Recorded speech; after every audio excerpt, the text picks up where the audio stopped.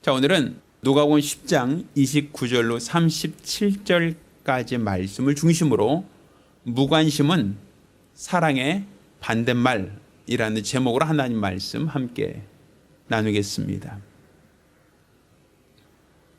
자, 성경은 하나님에 대한 여러 가지 표현을 합니다. 그 중에 하나님은 누구신가? 하나님은 어떤 분이신가라고 할 때 요한복음 4장 7절 10절까지 하나님은 사랑이시다라고 표현하고 있습니다. 하나님을 사랑이시다라는 것은 이 감정, 사랑이라는 그 감정 자체가 하나님이라는 말이 아니라 하나님께서 사랑을 통하여 자신을 나타내셨다. 하나님이 사랑이라는 방법을 계시하셨다라는 의미입니다. 그러니 이 사랑이라는 것을 통하여 우리가 하나님을 알 수 있다라는 것이죠. 우리 기독교가 사람이 만든 종교가 아니라 하나님의 계시에 의한 신앙이다라고 말하거든요. 이것은 우리가 노력하면 신의 경지에 오를 수 있다는 얘기가 아닙니다. 사람들이 노력하면 신이 될 수 있다는 것도 아닙니다. 사람들이 연구와 노력을 통하여 신을 찾아가거나 발견하거나 알 수 있다는 얘기가 아닙니다. 세상 종교는 마치 산에 오르듯이 열심히 산에 오르다 보면 정상에 오를 수 있다라고 얘기를 합니다. 이거 세상 종교예요. 그러니 어느 방향으로 올라가든 상관이 없다는 것이죠. 불교든 이슬람이든 힌두교도 결국 오르다 보면 정상에서 만날 수 있다. 이게 세상 종교입니다. 그러니 그들은 산에 오르기 위한 수행, 산에 오르기 위한 고행, 산에 오르기 위한 자선, 무엇인가 자신을 절제하고 타인을 도우며 무엇인가 신의 경지에 오르려고 노력하는 것이 세상의 종교라면 기독교는 사람의 노력으로, 사람의 열심으로, 사람의 방법으로 하나님을 알 수 없다는 거예요. 오직 하나님이 자기 자신을 계시하실 때, 하나님이 자신을 알려주셨을 때 하나님이 계시하신 방법으로만 하나님을 알 수 있다라는 것인데, 하나님이 자신을 나타내신 방법, 자신을 계시하신 방법이 바로 사랑이다라는 거예요. 그러니 사랑을 통해서 우리가 하나님을 알 수 있다라는 겁니다. 반면에 사랑이 무엇인 줄을 알지 못하면 하나님을 알 수 없다라는 것이죠. 그러니까 사랑을 해본 사람, 사랑을 받아본 사람만 하나님이 사랑이시다라는 걸 알 수 있는 것이지, 내가 평생 사랑을 받아본 적도 없고 사랑을 해본 적도 없는 사람은 사랑이 무엇인 줄을 모를 것이고, 사랑이 무엇인 줄을 알지 못한 사람은 하나님을 알 수 없다. 그러니까 요한일서 4장 8절 제가 읽습니다. 사랑하지 아니하는 자는 하나님을 알지 못하나니 이는 하나님은 사랑이심이라, 이렇게 표현하고 있어요. 그러니까 하나님이 사랑을 통하여 자신을 나타내시고 보여주셨기 때문에 우리가 하나님을 알길 원한다라고 하면 사랑을 받아본 사람만, 사랑을 해본 사람만 하나님이 사랑이시다라는 걸 아는 것이고, 만약 내가 사랑을 해본 경험이 없다면 하나님을 안다라고 볼 수 없다는 거예요. 자, 그러면 하나님이 사랑이시다라는 걸 우리가 어떻게 알고 있는가, 어떻게 알 수 있었는가 하면 우리가 너무 잘 알고 있죠. 요한복음 3장 16절, 하나님이 세상을 이처럼 사랑하사 독생자를 주셨으니 라고 표현하고 있죠. 그러니까 지금 우리가 하나님을 알기 전, 하나님이 사랑이라는 걸 알기 전, 또 하나님을 사랑하겠습니다라고 고백하기 전 먼저 하나님이 우리를 사랑하셨다는 것이고, 하나님이 우리를 사랑하셨다는 것을 그냥 입술로 말로만 사랑하신 게 아니라 그의 아들을 세상에 보내기까지 우리를 사랑하셨다. 그러면 예수를 우리에게 보내주신 것이 왜 하나님의 사랑인가? 이는 저가 우리를 멸망치 않고 영생을 주시기 위하여 오셨기 때문입니다. 그럼 우리의 원래 상태가 어떤 상태냐면 죄가 있었고 그 죄로 인하여 영원한 심판과 형벌을 받게 된 것이 우리 인간의 모습, 인간의 상태였다라고 볼 수 있는 거죠. 이것은 내가 죄인이라는 걸 자각하고 있던, 내가 죄인이라는 것을 모르던 그 자체가 중요하지 않아요. 하나님이 보셨을 때 모든 사람은 다 죄인이다. 의인이 하나도 없다. 결국 죄의 싹은 사망이니 이 세상에 있는 모든 사람은 죄로 인하여 영원한 심판, 영원한 형벌 가운데 처하게 되었다는 것이 바로 하나님의 판단이셨고, 바로 그와 같은 자들을 구원하기 위하여 하나님이 그 아들을 보내셨다. 그 아들을 보내신 것은 바로 하나님이 선택하신, 하나님이 보여주신 하나님의 사랑이다라고 말할 수 있는 겁니다. 자, 그러면 하나님이 사랑이 바로 그 아들을 보내신 것이 사랑이다라고 할 때 사랑의 반대말은 무엇일까요? 자, 물론 제목에는 무관심화로 제가 답을 그냥 표현하고 있습니다만 저도 사전을 좀 찾아봤어요. 사랑의 반대말이 무엇입니까? 하고. 그러니까 사람들마다 의견이 달라요. 사랑의 반대말, 사랑하지 않는 것. 뭐 간단하게 얘기할 수 있죠. 그게 굉장히 소극적인 방법이에요. 소극적으로 사랑의 반대말이 무엇입니까? 사랑하지 않는 거요 라고 하는 소극적인 방법 말고 보다 더 적극적인 표현들이 있어요. 자, 사랑의 반대말이 무엇입니까? 했더니 미워하는 거요, 시기하는 거요.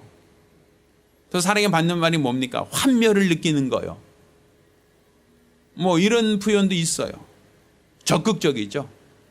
단지 사랑하지 않습니다가 아니라 그에 대해서 미워하고 또 시기하고 또 질투하고 또 증오하고 또 환멸을 느끼고, 이런 표현들도 사랑의 반대말이라고 사람들은 이야기를 합니다. 굉장히 적극적인 표현들이죠. 그런데 성경에서 말하고 있는 사랑의 반대말이 무엇인가라는 걸 생각해 봤어요. 성경에서는 사랑의 반대말을 무엇이라고 기록하고 있는가? 성경이 이와 같이 얘기합니다. 하나님이 주신 그 율법의 강령이 무엇입니까? 라고 할 때 마음을 다하고 성품을 다하고 뜻을 다하여 주 너희 하나님을 사랑하라 라고 말씀하고 있고, 또한 내 이웃을 내 몸같이 사랑하라. 이것이 율법이요 선지자다라고 말하고 있죠. 분명 성경은 하나님을 사랑하는 것과 이웃을 내 몸같이 사랑하는 것이 율법과 선지자다라고 얘기하고 있어요. 또한 예수님께서도 내가 새 계명을 주겠다라고 요한복음 13장 34절 35절 말하고 있는데, 새 계명을 주노니 서로 사랑하라. 내가 너희를 사랑한 것 같이 너희도 서로 사랑하라. 너희가 서로 사랑하면 이로써 모든 사람이 너희가 내 제자인 줄 알리라. 이런 표현을 쓰고 있어요. 그러니 성령은 분명 사랑하라는 표현을 쓰고 있죠. 이웃을 내 몸처럼 사랑하라. 내가 너희를 사랑한 것처럼 사랑하라고 하고 있죠. 그럼 여기서 말하는 이웃이 누굽니까? 이웃을 내 몸처럼 사랑하라고 하셨는데, 그러면 내가 사랑해야 될 이웃이 누굽니까? 라고 할 때 아까 우리가 읽었던 본문 말씀 누가복음 10장에는 그 이웃에 대해서 얘기한단 말이에요. 자, 29절 보면 이와 같이 얘기합니다. 누가복음 10장 29절이에요. 이 사람이 자기를 옳게 보이로 예수께 여쭤되 그러면 내 이웃이 누구오니까 물어봐요. 이웃. 내가 사랑할 이웃이 누굽니까? 라고 물어보는 거예요. 자, 그럴 때 예수께서 뭐라고 말씀하셨냐면, 예루살렘에서 여리고로 내려가다 강도 만난 사람이 있었다. 강도들은 그의 옷을 벗기고 때려서 거반 죽게 된 것을 버려두고 떠났다라고 얘기하죠. 그럼 거기서 내 이웃이 누굽니까? 할 때 가장 먼저 지나간 사람이 한 제사장이다라고 얘기를 합니다. 자, 그 제사장이 그 길을 가다가 강도 만난 사람을 못 보고 지나친 게 아니에요. 오늘 본문 보면 그 길로 내려가다가 그를 보았다라고 돼 있어요. 강도 만난 사람을 보았어요. 그렇지만 피하여 지나갔다. 돕지 않았다는 얘기예요. 강도 만난 사람을 보았지만 괜히 여기서 서성거리다가 나도 강도 만나면 어떡해? 내가 괜히 서성거리다가 아유 나도 내 바쁜 일을 못 볼 수 있어. 그냥 보고도 피하여 갔다는 얘기예요. 또 32절 또 이와 같이 한 레위인도 그곳에 이르러 그를 보았다. 못 보고 지나간 게 아니에요. 지나가다가 몰랐는데 그런 거 몰랐어. 내가 급히 지나가다 보니까 그곳에 사람이 쓰러져 있는 거 못 봤네. 이런 얘기 아니에요. 그걸 보았어요. 저 사람이 강도 만났구나. 저 사람이 지금 다쳤구나. 보았어요. 그렇지만 그 역시도 어떻게 했다? 피하여 지나갔다. 강도 만난 것을 보았지만 굳이 내가 저 사람과 상관할 필요 없다. 내 가족도 아니고 내 일행도 아니고 내가 굳이 저 사람을 도와주러 온 것도 아니고 내가 지나가는 길이니까 그 사람이 강도 맞는 것은 안타깝지만 그냥 지나쳐 갔다는 얘기죠. 근데 마침 한 사마리아인이 여행 중에 지나가다 그를 보았어요. 33절 보면 보았어요. 그리고 불쌍히 여겼다라는 마음이 나오죠. 자, 단지 불쌍히 여기진 것만 아닙니다. 가까이 가서 기름과 포도주를 그 상처에 부었습니다. 그리고 그 자기 짐승에 태워서 주막으로 데려다가 그를 돌봐주었다 라고 한 표현을 쓰고 있죠. 그래서 예수님께서 물어보십니다. 자, 이 세 사람 중에 누가 강도 만난 자의 이웃이냐라고 물어본단 말이에요. 여러분은 누가 이웃이라고 여기십니까? 그 강도 만난 사람이 저 사람이 바로 나의 이웃입니다라고 할 사람은 누구예요? 선한 사마리아인이죠. 그러면 여기서 이 세 명 다 공통적인 분모가 있어요. 강도 만난 사람을 목격했다는 건 똑같아요. 보았다는 건 똑같아요. 그런데 제사장이나 레위인은 보았지만 알았지만 그냥 내가 굳이 상관하지 않고 지나간 거예요. 다른 말로 그 사람의 상처에 대하여 그 사람의 피해에 대하여 무관심했다라는 얘기입니다. 그렇지만 이 사마리아인은 그 사람이 강도 맞는 것을 똑같이 보았지만 그 사람의 불행을 보고 불쌍히 여겼고 그 사람을 도와줄 마음을 먹었고 실제적으로 그 사람을 도와서 상처를 싸매주고 그 사람을 안전한 곳으로 옮겼고 그를 돌봐주도록 부탁을 했다라고 되어 있단 말이에요. 그래서 내 이웃을 내 몸같이 사랑하라 할 때 그 이웃이 누구냐? 강도 만난 자이다 라는 거예요. 그러면 그 강도 만난 사람을 목격했다는 것이 중요하지 않아요. 아유 저 사람 재수없이 강도 만났네. 아유 좀 불쌍해. 상처도 입었네. 그것을 느끼는 것까지가 그의 이웃이 아니에요. 그 사람의 불행을 보고 그 사람을 도우려고 하는 마음과 도와주는 행동을 한 사람, 그 사람이 이웃이에요. 무관심한 사람은 그 사람을 사랑한 게 아니라는 얘기예요. 자, 하나님이 세상을 이처럼 사랑하셨다고 말씀드렸죠. 우리 인간들이 다 죄를 지었어요. 하나님께서 너 죄 져라. 너 죄를 져야 돼. 너 죄 안 지면 너 큰일 나. 너 누가 널 유혹할 터인데 그때 꼭 선악과 따먹고 죄를 지어라. 하나님이 그렇게 얘기하지 않으셨어요. 인간이 죄를 짓는 것을 방조하지도 인간을 죄를 지으라고 하나님이 그걸 요구하지도 않으셨어요.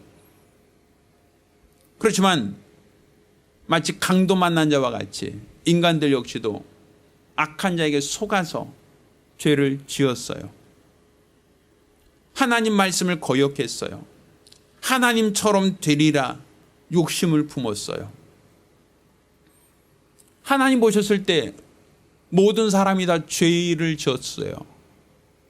죄의 싹은 사망이라 했으니 그 죄로 인하여 모두가 다 죽게 되었어요. 그 죄로 인하여 하나님의 심판, 하나님의 형벌을 당하게 되었어요. 자, 이와 같이 모든 인간이 다 죄를 지었는데, 그럼 하나님은 공의로우시니까 마지막 날 하나님이 심판하실 때 죄 있는 자를 심판하고 그에게 벌을 내리면 하나님의 역할은 끝나는 거예요. 하나님이 죄를 지으라고 지시한 적도 없고, 너 죄를 지으라고 하나님이 요구한 적이 없잖아요.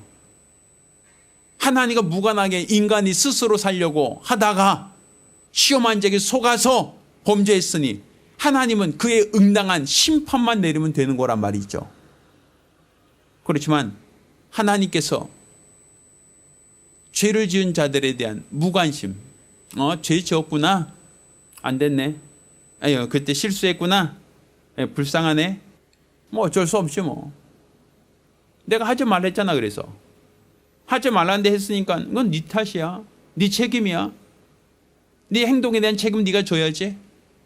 그래, 마지막 날 네가 지은 죄에 대해서 내가 죄값을 물을 거야.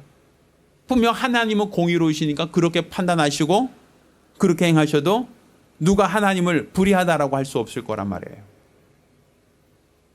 그런데 하나님은 죄 가운데 있는 자들을 불쌍히 여기셨다는 거예요. 그들에 대해서 무관심하지 않으셨다는 거예요. 그들의 처지에 대해서, 그들의 죄가 있다는 것에 대하여, 그 죄로 인하여 받아야 될 그 형벌이 어떠한 것에 대하여 하나님께서는 무관심하게 그냥 넘어가지 않으셨다는 거죠. 어떻게 하셨다고요? 그 아들을 보내시기로 작정하셔요. 범죄한 아담에게 여자의 후손을 약속하시고, 여자의 후손이면 뱀 머리를 상하게 할 것이다 라고 하시며, 널 구원할 자가 올 것과 그가 와서 비로소 너를 범죄케 한 자를 심판하고 너를 구원하겠다라고 하는 계획을 하나님이 시행하신단 말입니다. 하나님이 무관심하셨다면 어떻게 되겠어요? 인간들은 아무리 참선을 하고 아무리 고행을 하고 아무리 노력을 해도 인간은 죄에서 벗어날 수가 없어요. 우리 그러죠? 물론 제가 누구 인종을 비하하는 건 아닙니다. 흑인들이 아무리 손을 깨끗이 씻는다고 하여 그 피부 색깔이 하얘지지 않죠. 그것처럼 인간들은 아무리 노력해도 우리 죄에서 벗어날 수가 없어요. 마치 우리가 높이 뛰면 지구에서 벗어나서 달이나 화성까지 갈 수 있겠어요? 아무리 점프를 뛰어도 그 만유인력 법칙이라고 그러죠. 다시 떨어져요. 내가 죄에서 벗어나려고 아무리 바둥거려도 다시 원상태로 돌아와요. 이게 인간의 약점이에요. 인간의 한계예요. 내가 노력하여 의로워질 수 있고 내가 노력하여 죄에서 벗어날 수 있다면 하나님이 굳이 아들을 보내지 않으셨을 거예요. 하나님이 굳이 아들을 십자가에 못 박아 죽는 그 형벌까지는 하나님이 감내하지 않으셨을 거예요. 그렇지만 하나님이 보셨을 때 우리 인간들의 처지가 강도 만난 자와 같단 말입니다. 스스로 힘으로 벗어날 수가 없어요. 스스로 힘으로 그곳을 벗어나서 안전한 곳으로 피할 능력이 없어요.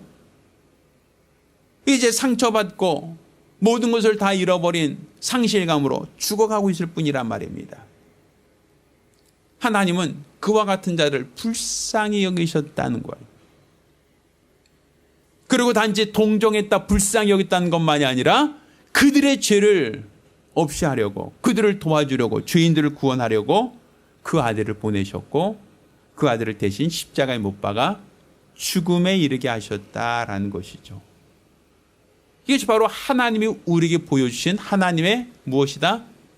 사랑이라는 거예요. 사랑.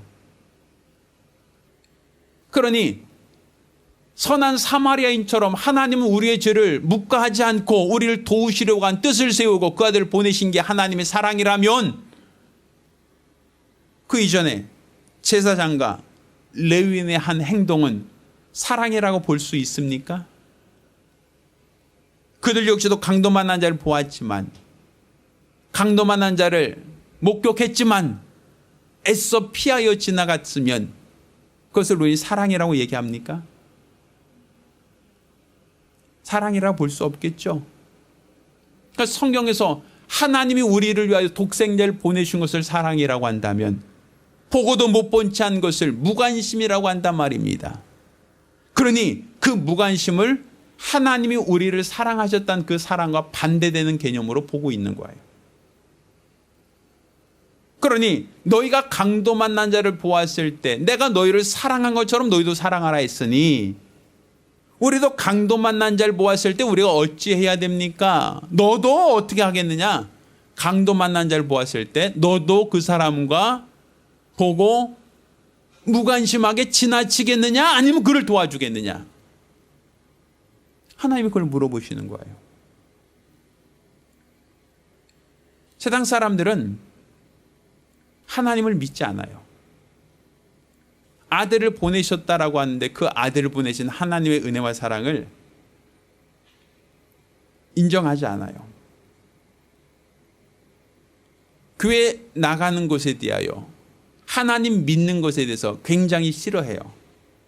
특히 요즘 시대 젊은 사람들한테 교회 다닙시다, 예수 믿으세요라고 하면 굉장히 구태의연한 얘기처럼 들어요. 세상이 더 즐겁고 세상이 더 행복하다고 교회보다 세상 모임, 친구들과의 모임이 더 우선시돼요. 그들은 왜 교회 안 다닙니까?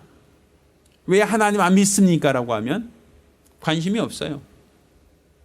교회 다니는 것에 대해서, 예배 드리는 것에 대해서 관심이 없어요. 다른 말로 뭐예요?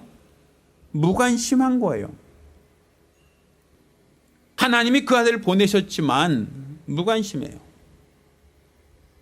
하나님께서 그들을 위하여 채찍에 맞으시고 십자가를 지셨지만 우리 구원자에 대하여 그들은 무관심해요.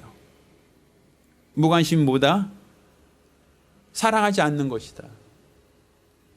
하나님은 그들을 사랑하여 독자를 주셨는데, 하나님은 그들을 사랑하여 독생자도 아끼지 않았는데 그들은 끝까지 하나님을 믿지 않아요. 다른 말로 예수를 영접하지 않아요. 왜? 교회나 신앙생활에 대해서 무관심하다는 얘기예요. 세상이 더 좋고 물질이 더 좋고 향락이 더 좋고 그냥 교회에서 신앙생활하는 것보다 친구들과 어울리는 것이 훨씬 더 재밌으니까 그들에게 있어서는 신앙생활, 교회 다니는 것에 대해서 그들에게는 관심사항이 아니죠. 하나님께서 세상을 심판하신다 할 때 왜 세상을 심판하십니까? 하나님이 분명 아담으로부터 지은 죄는 예수께서 다 대속하셨는데, 아담이 지었던 그 모든 죄와 허물은 예수로 말미암아 십자가를 다 짊어지게 하고 담당케 하셨는데 왜 마지막 날 하나님이 세상을 멸하시고 심판하시겠습니까? 그 이유는 무엇입니까? 믿지 아니하기 때문이다라고 되어 있어요. 저희가 나를 믿지 않았기 때문이다. 영접하지 않았기 때문이라고 얘기하죠. 그럼 믿지 않는 게 왜 죄가 됩니까?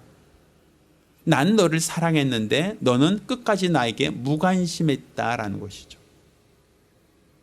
나는 너를 사랑하여, 너희를 사랑하여 너희 죄를 없이 하려고 독생자를 보내기까지 난 너를 사랑했는데 너는 끝까지 나에 대해서 무관심했다. 하나님에 대해서 무관심하고 보내신 예수에 대해서 무관심했으며 그가 십자가를 지셨다는 것을 나 위하여 피 흘리셨다는 것에 대하여 그들은 끝까지 무관심으로 일관했다라는 것이죠. 그러니 나는 너를 사랑하여 독자를 희생하였건만 너희는 끝까지 나를 무시하고 무관심했다면 너희가 나를 사랑하지 않은 자를 내가 구원하지 않겠다는 것이죠. 마지막 날 하나님의 심판은 우리가 과거에 졌던 조상의 죄 때문이 아니라 우리가 하나님을 사랑하지 않은 죄, 무관심했던 죄, 믿지 않았던 죄, 그것이 바로 우리에게 불의가 되고 하나님의 심판이 된다라는 것이에요. 그러니 마지막 날 하나님 앞에 누가 변명할 수 있겠냐는 것이죠.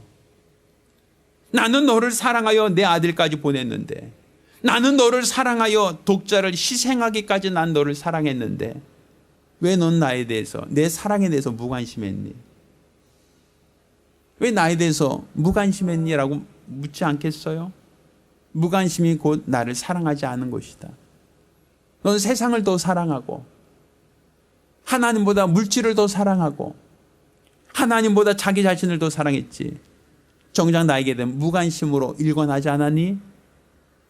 나를 사랑하지 않는 자를 내가 어찌 나와 같이 결혼하겠느냐? 나를 사랑하지 않는 자를 어찌 내가 내 자녀로 삼겠느냐라고 묻겠죠. 그러니 하나님과 우리 관계가 사랑과 순종의 관계라고 하지 않았습니까? 나는 너를 끝까지 사랑했는데 너는 내 사랑에 무관심하구나. 나는 너를 사랑했는데 끝까지 너는 내 사랑을 거부하는구나. 그렇다면 내가 끝까지 참고 기다리겠지만 그럼에도 불구하고 네가 끝까지 나의 사랑을 외면한다면, 무관심하다면, 사랑하지 않는다면 나도 더 이상 기다릴 수가 없다. 어쩔 수 없다라고 그분도 우리를 심판에 내어줄 수밖에 없다라는 거예요. 따라서 지금 우리가 해야 될 역할이 무엇입니까? 내가 너희를 사랑한 것처럼 너희도 서로 사랑하라 했잖아요. 그럼 강도 만난 자를 보았을 때 원수에게 피해를 당하여 피 흘리고 있는 자, 죽어가는 자들을 보았을 때 우리가 무엇을 해야 됩니까? 내가 하나님의 사랑을 받았다는 걸 안다면 그들을 그냥 보았지만 못 본 채 지나가는 것이 그들에 대한 사랑이겠습니까? 내가 보았음에도 불구하고 저들이 믿지 않는 관계로 영원한 심판과 형벌이 있다는 걸 뻔히 알면서도 내가 못 본 채 지나간다면 과연 우리가 하나님께 사랑을 받은 사람이라고 말할 수 있겠어요? 못 본 채 하는 것은 사랑이 아니에요. 그가 죄로 인하여 지옥 간다는 걸 알면서도, 그가 죄로 인하여 하나님의 심판을 받을 것이라는 걸 알면서도 우리가 못 본 채 지나간다면 그가 그에 대한 무관심이고 그에 대해서 사랑하지 않는 거예요. 자, 이에 대해 성경은 우리에게 무엇을 말하고 있는가? 자, 성경을 통해서 우리 한번 보겠습니다. 한번 찾아보겠습니다. 에스겔 3장 18절 말씀입니다. 에스겔서 3장 18절입니다. 제가 읽겠습니다. 가령 내가 악인에게 말하기를 너는 꼭 죽으리라 할 때에 내가 깨우치지 아니하거든 말로 악인에게 일러서 그 악한 길을 떠나 생명을 구원케 하지 아니하면 그 악인은 그 죄악 중에서 죽으려니와 내가 그 핏값을 누구 손에서? 내 손, 너의 손에서 찾을 것이다 라고 말하고 있죠. 네가 악인에게 그 악한 길에서 떠나서 생명을 구원하라고 말하지 않으면 그 악인은 자기 죄 때문에 심판을 받지만 하나님이 너에게는 그 악인의 핏값을 청구하겠다라는 거예요. 그러니까 우리가 복음을 전해야 되는데 복음을 전하지 않으면 그 사람은 믿지 않았으니까 심판을 받지만 우리는 그 사람에게 경고하지 않았기 때문에 하나님의 그 핏값을 나에게 청구하신다는 거 아닙니까? 그 얘기는 뭐예요? 강도 만난 자를 보았을 때 무관심하지 말라는 얘기죠. 믿지 않는 사람을 보았을 때 무관심하지 말라는 것이죠. 왜? 믿지 않는 사람이 결국을 우리가 알고 있잖아요. 믿지 않는 사람들은 여전히 죄가 있는 사람들이고 그 죄가 있다는 것은 결국은 하나님의 심판과 형벌의 대상이라는 것 우리 모두가 알고 있지 않습니까? 그러니 그들을 보고도 그들의 결국을 알면서도 내가 그들에게 복음을 전하지 않고 피하여 지나간다면 나는 그 사람의 이웃이 아니다. 나는 그 사람을 사랑하는 것이 아니다라는 것이죠. 그러니 성경에서 말하고 있는 사랑과 반대되는 개념은 바로 무관심이라는 얘기예요. 우리가 전도하지 않는 것은 부끄럽기 때문이 아니에요. 그 영혼이 어찌되든 그가 심판받든 안 받든 그의 처지에 대해서 우리가 무관심하기 때문이다라는 것이죠. 하나님은 우리가 죄 있을 때 무관심하지 않으셨어요. 하나님은 우리가 죄로 인하여 영원한 심판과 형벌을 받게 되었다는 걸 알고 그분은 무관심하게 지나치지 않으셨어요. 우리를 구원하시기 위하여 그 아들을 보내셨고 그 아들을 십자가에 못 박아 죽음에 이르기까지 죄 있는 우리를 구속하기 위하여 하나님의 사랑을 보이셨어요. 우리가 그 은혜와 그 사랑으로 구원받은 자들인 것을 고백하신다면 이제 우리도 선택해야 돼요. 이제 내가 선택해야 될 때라는 겁니다. 내 앞에 강도 만난 자가 있을 때 나는 어찌하겠는가? 그를 보고도 못 본 채 지나가겠는가? 아니면 내가 그를 돕기 위하여 손을 내밀 것인가? 여러분이 그를 보고도 지나간다면 여러분도 바리새인과 레위인 같은 무관심한 자로 하나님 앞에 인정될 것이고 그 사람의 빚값을 하나님은 여러분에게 청구하실 것입니다. 그렇지만 여러분이 그를 돕고자 하는 마음을 갖고 그에게 복음을 전한다면 하나님께서는 여러분이 그 사람의 생명에 대하여 관심 있는 것, 하나님이 사랑으로 그 사람을 사랑하는 것으로 알고 여러분에게 상을 더하여 주실 것입니다. 저희 여러분 모두가 이 추석 명절에 믿지 않는 가족, 이웃, 친지들에게 복음을 전할 수 있는 성도들이 되기를 바랍니다. 그들의 처지를 그냥 무관심하게 지나치 말고 꼭 복음을 전하여 그들 모두가 생명으로 이끄시기를 부탁드립니다. 기도하겠습니다. 우리가 기도하실 때에 주여 하나님께서 나의 죄와 허물을 무관심하지 않고 나를 구속하기 위하여 아들을 보내신 것처럼 그 사랑을 보여주신 것처럼 나도 범죄한 자들, 믿지 않는 자들, 그들을 보았을 때 무관심하게 지나가지 않고 그들에게 꼭 복음을 전할 수 있도록 주장해달라고 간절히 사모하며 한 목소리로 기도합니다.